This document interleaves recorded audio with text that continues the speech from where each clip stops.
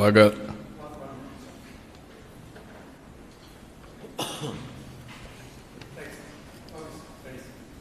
Okay. అందరికీ నమస్కారాలు.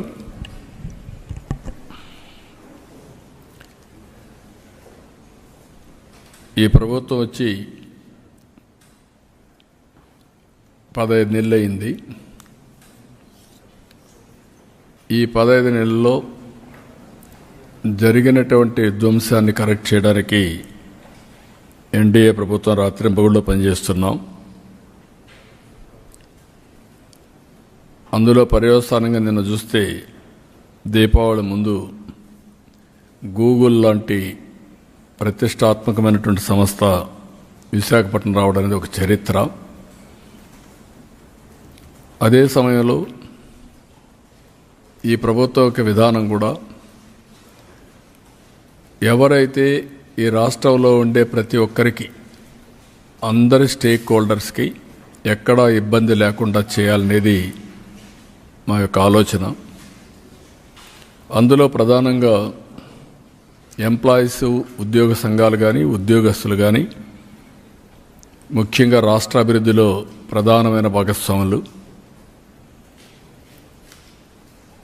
అయితే గడిచిన 5 సంవత్సరాలు కానీ మనకుండే కొన్ని ఇబ్బందుల వల్ల స్ట్రక్చరల్ ఒక విభజన వచ్చిన తర్వాత మనకు చాలా స్ట్రక్చరల్ చేంజెస్ వచ్చాయి. నేను పదే పదే చెప్పాను.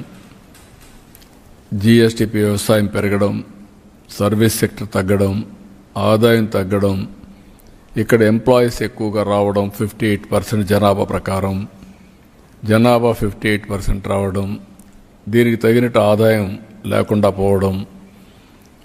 అదే సమయంలో మనం కొన్ని కరెక్ట్ చేసే సమయంలో మళ్ళా కొత్త ప్రభుత్వం రావడం, వాళ్ళు వచ్చి మొత్తం విధ్వంసం చేసి ఈరోజు మనం చూస్తే ఈ రోజుకి కూడా 34,184 కోట్ల రూపాయలన్నీ కరెక్ట్ చేసిన తర్వాత ఇంకా పెండింగ్ డ్యూస్ ఉన్నాయి.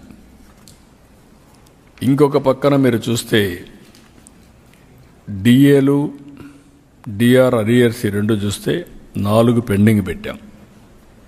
అందులో కూడా ఫస్ట్ డిఏ 1/1/2024 3.64% ఇవ్వాలి. దానివల్ల 3,527 కోట్లు ఇవ్వాల్సిన అవసరం ఉంది. అది ఇవ్వకుండా పెండింగ్ పెట్టే పరిస్థితికి వచ్చారు. ఇంకొక పక్కన 1/7/2024 2.73% డిఏ ఇవ్వాలి. అది ఒక 1,393 కోట్ల 84 లక్షలు అయింది. ఇంకొక పక్కన అది 25కి వచ్చే కొంతకి 1/1/25 నుంచి 2.73 ఇవ్వాలి. ఇది కూడా 1,132 కోట్లు అయింది. 1/7/2025 2.73, ఇది కూడా ఒక 453 కోట్లు అయింది. మొత్తం కలిస్తే 7,000 కోట్ల రూపాయలు డిఏ ఇవ్వాల్సిన పరిస్థితి వచ్చింది. ఇవి కాకుండా ఇంకొక పక్కన 4 స్పెల్స్ ఆఫ్ సరెండర్ లీవ్ అందరికి ఇవ్వాలి. ఒక్క పోలీసులకు తీసుకుంటే 4 ఇవ్వాలి. ఒక్కొక్కటి నవంబర్ 24, జూలై 25, జనవరి 25, జూలై 24 మొత్తం కలిస్తే దగ్గర 210 కోట్లు ఈచ్, 835 కోట్లు మొత్తం అయ్యే పరిస్థితికి వచ్చింది. వివిధ కారణాల వల్ల ఈరోజు మనం ఇవన్నీ చూసినప్పుడు ఒక్కొక్కసారి రాష్ట్రాలన్నీ కూడా ఎస్టాబ్లిష్మెంట్ ఖర్చు తగ్గిస్తూ అభివృద్ధి పైన ఎక్కువ డబ్బులు ఖర్చు పెట్టి క్యాపిటల్ ఎక్స్పెండిచర్ పెట్టి ఆ క్యాపిటల్ ఎక్స్పెండిచర్తో ఆదాయం పెంచుకునే పరిస్థితికి వచ్చారు. మన దగ్గర రివర్స్ అయింది. క్యాపిటల్ ఎక్స్పెండిచర్ తగ్గిపోయింది. డీబీటీ అనో ఇంకోటనో అప్పులు తీసుకొచ్చి ఒక్క ఎక్సైజ్లోనే 26,000 కోట్ల రూపాయలు భవిష్యత్తులో తాగబోయేదాన్ని తాకట్టు పెట్టి అప్పు తీసుకొచ్చే పరిస్థితికి వచ్చారు. అలాంటి చాలా డెసిషన్ తీసుకున్నారు. ఇంకొక పక్కన చూస్తే జిఎస్డబ్ల్యూఎస్ ఎక్కడ దేశంలో ఆ వ్యవస్థ ఎక్కడా లేదు. పంచాయతీరాజ్ ఉంది లాస్ట్ మైల్లో, లైన్ డిపార్ట్మెంట్స్ అని లాస్ట్ మైల్కి స్కూల్స్ ఉంటాయి, అగ్రికల్చర్ ఉంటుంది, లేకపోతే వెటనరీ ఉంటుంది, ఇవన్నీ ఉంటాయి. ఇది వచ్చి 1,26,000 మంది వీళ్ళు వచ్చారు. సరే, వాలంటీర్స్ ఇదే అయింది. ఆప్ కాస్ట్ ఒకటి వచ్చింది, ఆర్టీసీ 60,000-65,000 మంది. ఇవన్నీ కలిపి ఇది 10,000 కోట్లు అదనంగా యాడ్ అయ్యే పరిస్థితికి వచ్చింది. అన్నీ కలిపే కొందికి ఈరోజు మీరు చూస్తే నేను వాళ్ళని కూడా కాన్ఫిడెన్స్ తీసుకుంటున్నా. Every employee should know what is happening in the state. ప్రజలకు కూడా అర్థం కావాలి ఈ రాష్ట్రంలో ఎక్కడున్నామని. దాపరికం ఏమీ లేదు. ఈ ప్రభుత్వం ప్రజల పక్షాన ఒక ట్రస్టీగా పనిచేస్తాం తప్ప ఎక్కడ ఎవరిని ఇగ్నోర్ చేయడం కానీ కించపరచడం కానీ జరగదు. అందులో ప్రధాన పాత్ర పోషించేది ఎంప్లాయీస్ కాబట్టి వాళ్ళు మేము కలిస్తేనే ఈ రాష్ట్ర అభివృద్ధి నెక్స్ట్ లెవెల్లో తీసుకునే పరిస్థితి వస్తుంది. ఈరోజు మనం చూస్తే మన ఆదాయంలో 24-25 93% స్టేట్ ఓన్ రిసోర్సెస్లో రెవెన్యూలో మనం ఎస్టాబ్లిష్మెంట్ ఖర్చు పెట్టే పరిస్థితికి వచ్చాం. ఇప్పుడు మళ్ళీ 25-26లో 93.5%, ఈ ఇయర్ అయితే 99.53% ఖర్చు పెడుతున్నాం. 51,442 కోట్లు ఆదాయం వస్తే 51,202 కోట్లు హెచ్ఆర్ ఖర్చు పెట్టే పరిస్థితికి వచ్చాం. ఈరోజు సౌత్ ఇండియాలో 23-24 వరకు లెక్కలున్నాయి, 91% మంది. అదే సమయంలో కేరళ 68, తమిళనాడు 42, కర్ణాటక 38, తెలంగాణ 38. గడిచిన 5 సంవత్సరాలుగా అన్ని రాష్ట్రాలు జాగ్రత్త పడ్డాయి. జాగ్రత్త పడి ఏం చేశారంటే వాళ్ళు కొన్ని నిర్ణయాలు తీసుకొని తగ్గించుకోగలిగారు. ఉదాహరణకు తెలంగాణ 2020-21 53% ఉంటే 38% తగ్గించారు. తమిళనాడు 63% ఉంటే దాన్ని 42% తగ్గించారు. కర్ణాటక 49 ఉంటే 38 తగ్గించారు. కేరళ 106కి వెళ్ళారు. 2021-22 106కి వెళ్ళి ఇప్పుడు 68 తగ్గించారు. అదే సమయంలో మనం మాత్రం అట్లనే 100 ఇప్పుడు కూడా 100 వెళ్ళిపోయాం. ఈ నిర్ణయాల వల్ల సరైన నిర్ణయాలు తీసుకోకుండా పోయే పరిస్థితి వచ్చిందని దెబ్బతిన్నాం. దీనివల్ల ఏం జరిగిందని మీరు చూస్తే 94 సెంట్రల్ స్పాన్సర్ స్కీమ్స్కి డబ్బులు ఇచ్చే పరిస్థితి లేకుండా పోయారు. కడాన భవిష్యత్ ఆదాయం కూడా తాకట్టు పెట్టి డబ్బులు బారో చేసే పరిస్థితికి వచ్చారు. మళ్ళీ ఆ డెవలప్మెంట్కి కాదు, ఈ అన్ప్రొడక్టివ్ ఎక్స్పెండిచర్ అంటే ఎక్కడంటే అక్కడ చేసి జేజేఎం కొన్ని రాష్ట్రాలు 2 లక్షల కోట్లు అంటే 45% కేంద్రం ఇచ్చింది, 45% రాష్ట్రం పెట్టుకోవాలి, 10% బెనిఫిషరీస్ పెట్టుకోవాలి. ఇది మొత్తం కూడా చూస్తే దగ్గర 2 లక్షల కోట్లు వస్తే వాళ్ళు ఖర్చు పెడితే మనం 2,000 కోట్లు కూడా ఖర్చు పెట్టలేదు.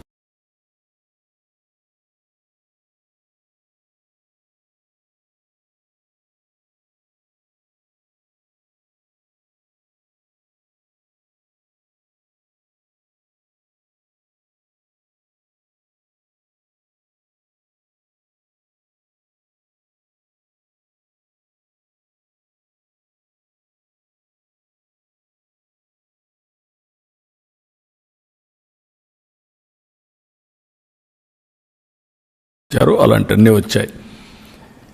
కానీ ఈ వ్యవస్థలో ఎంప్లాయీస్ కూడా బాధితులే, రాష్ట్రం బాధితులే. అందులో ప్రధానంగా వీళ్ళని కూడా చూస్తే ఎన్ని విధాల ఎలా చేయాలో కడాన మీటింగ్లు పెట్టుకోవాలని పరిస్థితి కూడా తీసుకొచ్చారు. కనీసం వాయిస్ అయినా చెప్తే కొంచెం సాటిస్ఫాక్షన్, మేము చెప్పగలిగాం, మా మనోభావాలు చెప్పాం అనేదన్నా ఉంటుంది, అది కూడా చేయలేని పరిస్థితి తీసుకొచ్చారు.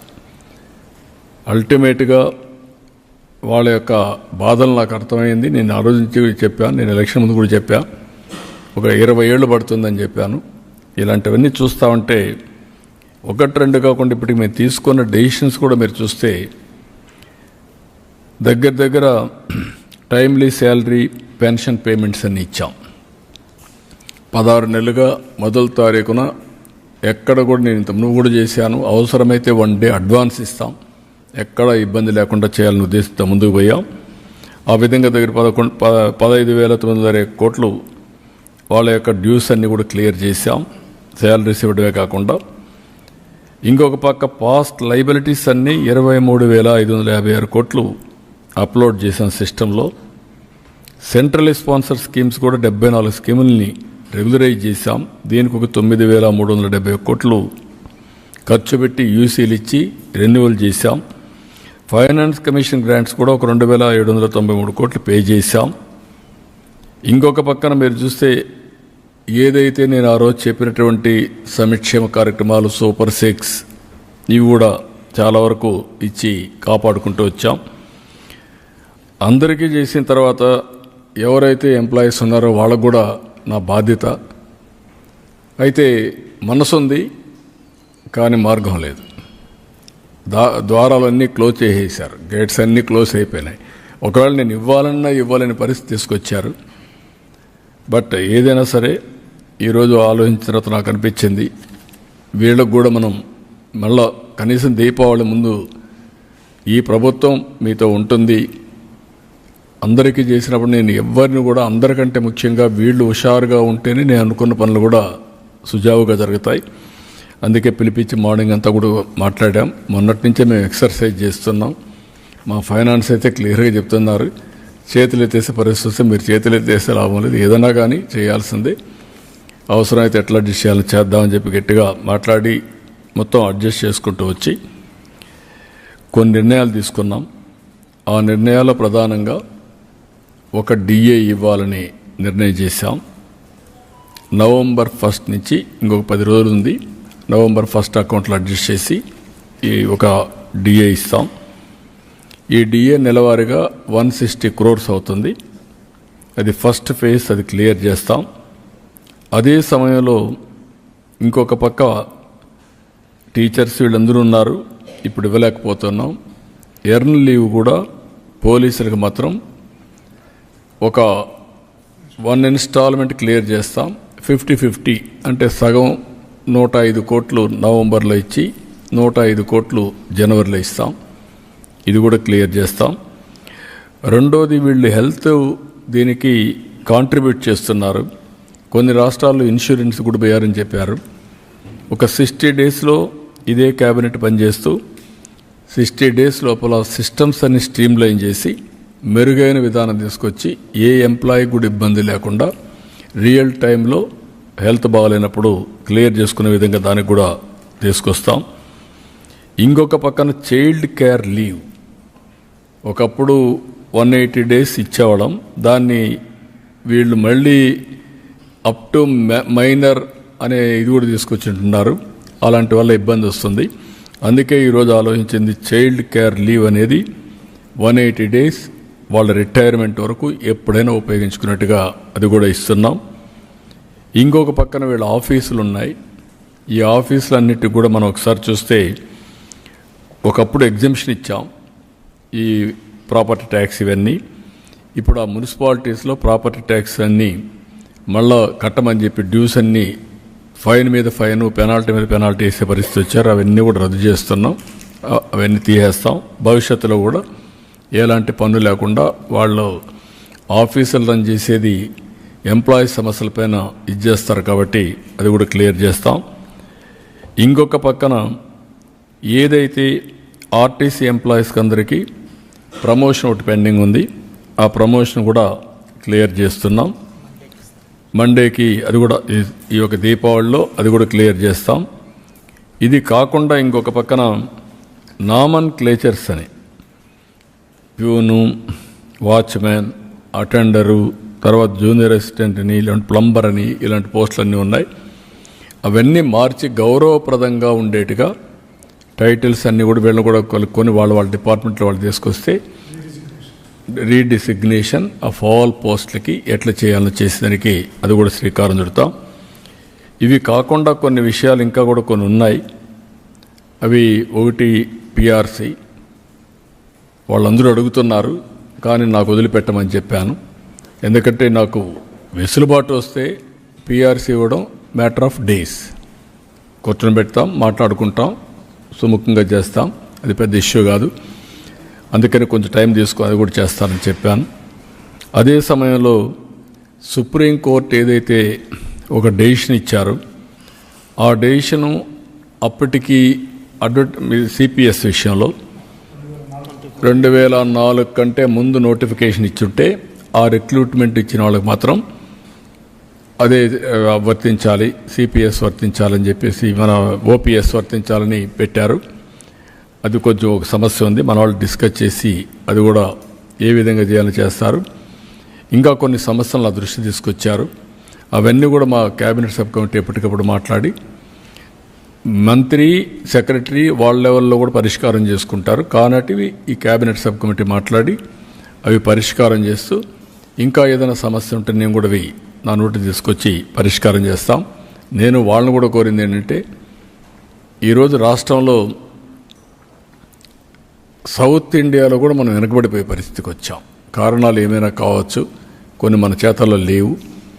కానీ ఇప్పుడిప్పుడు దీన్ని పికప్ చేసుకొని స్ట్రక్చరల్ కరెక్షన్స్ కూడా జరగాలి, ఆదాయం పెరగాలి. అదే సమయంలో అందరికి కూడా మెరుగైన జీవన ప్రమాణాలు ఉండాలి.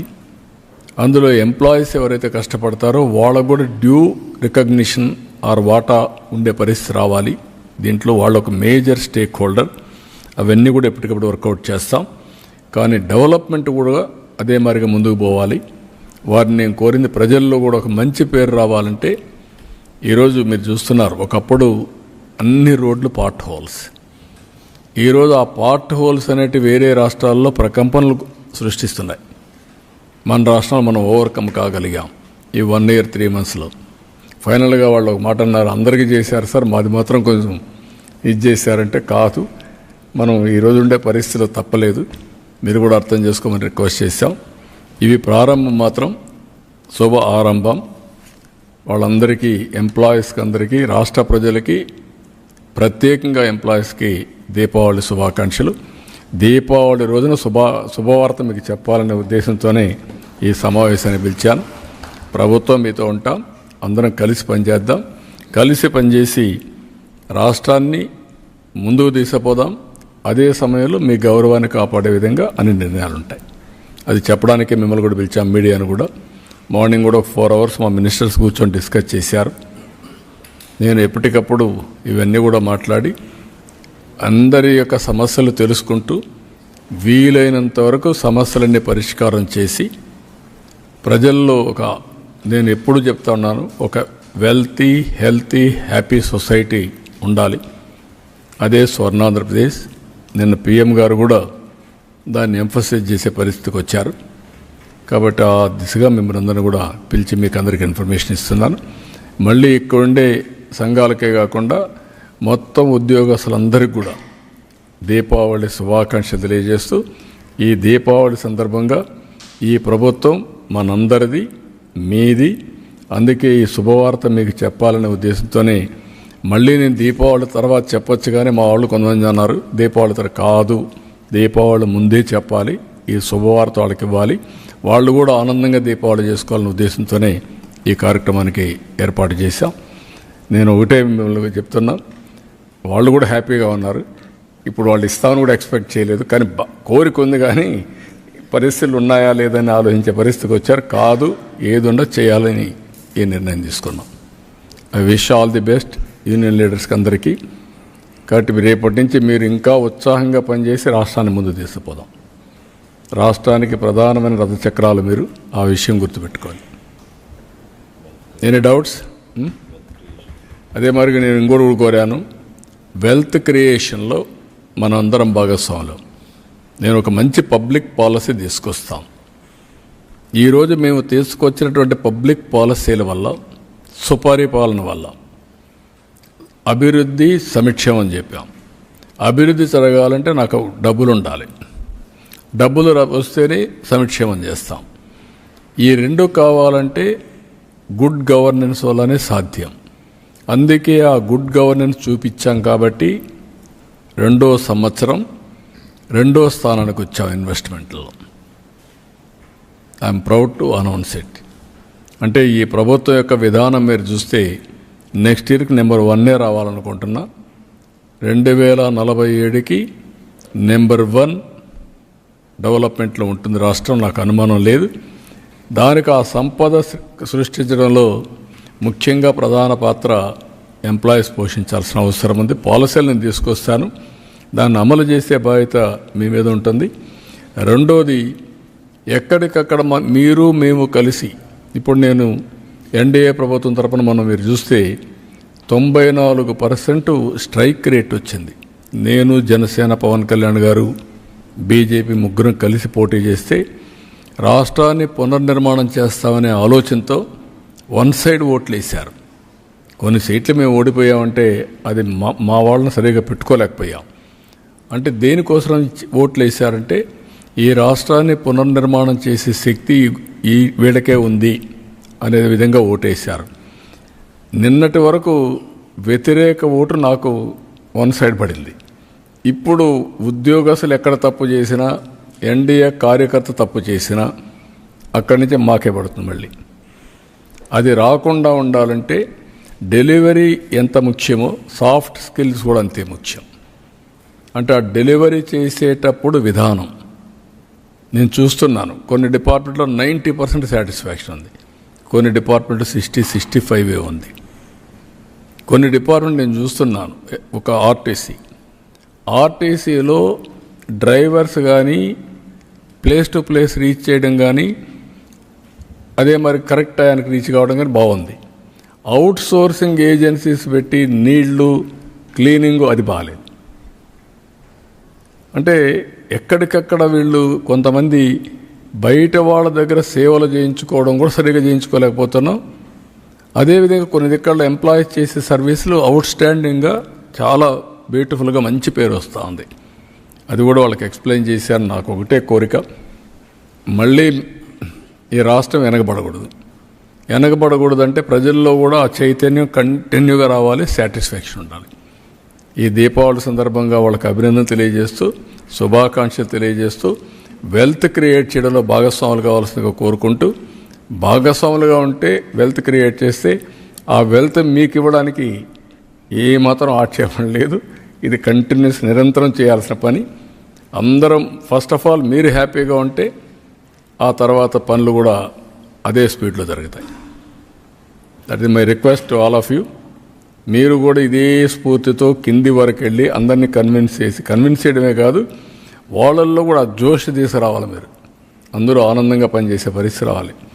ఇంత మురుగుమారుగా హార్డ్ వర్క్ చేయమని నేను ఒకప్పుడు చాలా చెప్పేవాడు మిమ్మల్ని అందరినీ, రాత్రి వరకు ఉండాలి, మీరు చేయాల్సిందే, ఎప్పుడైనా రావాలి. ఇప్పుడు అవన్నీ చెప్పడం, ఏదైనా ఎమర్జెన్సీ వస్తే అప్పుడు రావాలి, లేకపోతే అంత అవసరం లేదు. స్మార్ట్ వర్క్ చేద్దాం, సాఫ్ట్ స్కిల్స్ కూడా డెవలప్ చేసుకుందాం అందరం. That is my request for all.